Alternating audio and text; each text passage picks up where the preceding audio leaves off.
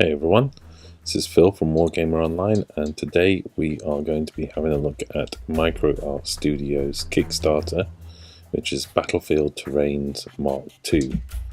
As you can see, we had a quick look at the page here. It's still got 17 days to go, and they're doing quite well on pledges already, and to be honest, I'm not surprised given the quality of the product. Just want to have a quick look at the quick start page. As you can see, this isn't just the scenery pieces I'm going to be reviewing, but also it includes mats and a wider range of scenery that's available above and beyond what I've got for the review. Just a quick point to mention that some sample scenery was supplied to us by MicroArt Studio, so they have provided us a product, but as ever, this is an open, honest review based on our belief of what the product is like. I have to say, looking at the Kickstarter page, this is a pretty comprehensive range of scenery and mats. There's sort of three main styles. You've got the Battlefield style, which is the kind of industrial complex, if you like. Then you've got the military outpost, and then you've got the Hive world, and then the alien world, which is very much obviously in line with what you'd expect from Tau scenery.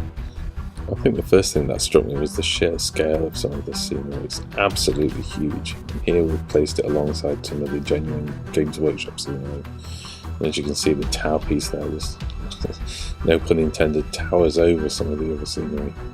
Okay, let's look at each piece in detail. So this is a Hive hill, as it's described on the Kickstarter.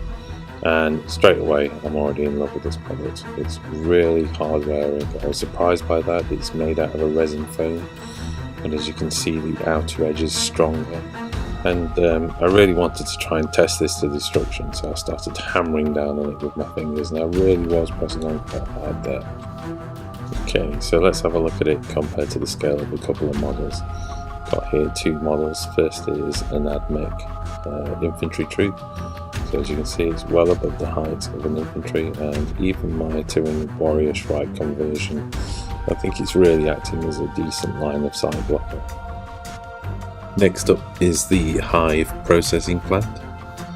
Again, same construction, pretty tough, lovely bits of detail like the top of the spurs there, then a little stretch muscle texture. Here I was just on the underneath there, I wanted to test that it would be okay to use primers on these, so I just sprayed onto the foam on the base there to see what would happen, and of course, because it's a resin foam, there was no trouble at all. You can also see where the foam has hit the edge of the mould, how it's formed a stronger crust, and I think that's what really adds to the strength of these items. Okay, again, just a size comparison. As you can see, even against a Tyranid Shrike on flying base, this is still a significant piece of terrain and easily providing line of sight blocking. Also, let's just have a quick look alongside our little AdMech fellow, and as you can see, he's barely up to the first row there, so lovely tall piece of terrain. Now let's take a look at the Hive ruins, and these are resin pieces. I think we had 3 or 4 of these supplied, and this sort of interesting toothpastey green looking resin, but don't let that put you off. These are really nice solid casts, and again, just from a size comparison, they'd act as perfect barricades or even small line of sight blockers to characters and small characters. Solid build. Again, I just have to say I was really impressed with this.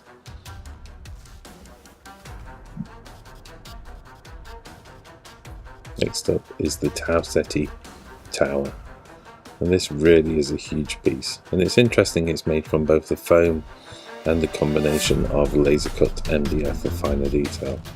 Really surprisingly strong construction as well. Let's just put the little AdMech chap in there for scale, and as you can see, you can even actually mount some of these on there. Great place to stick a sniper. Definitely, I think, rather frustrating to anybody trying to shoot that. Let's just have a look at that for scale. As you can see, this thing just goes on and on. I think it stands about 12 or 13 inches high, so really impressive centerpiece to any terrain. Let's just have again look at our 2 test models. There's the Tyranid Shrike, and as you can see, this thing just towers over everybody. And just like the Hive World stuff, this also came with a few examples of the TauCeti ruins. So these are resin pieces that are cast up to use as barricades or just scatter terrain around the board. Again, really clean casts. I honestly couldn't see any need for any kind of cleanup at all. They were a straightforward drop mold, so things just poured in from the top, giving you a nice flat base, just literally ready for painting. Right, well, what can I say really? A big thank you to MicroArt Studios for providing these items for review. They are definitely going to be featuring on our battlefield. I absolutely love them, and I've definitely got my eye on some of the Hive terrain because I'm really looking forward to creating a nice Tyranid themed board. I think for me, they work on so many counts really. Construction is solid, they're lightweight, so they're easy to transport and store. They're almost ready for putting on the battlefield. I mean, I know that these have come with just an overspray of black primer, but I'm really looking forward to giving them a thorough coat and getting them painted up, so I'm bound to do a tutorial of one of these as well, I think.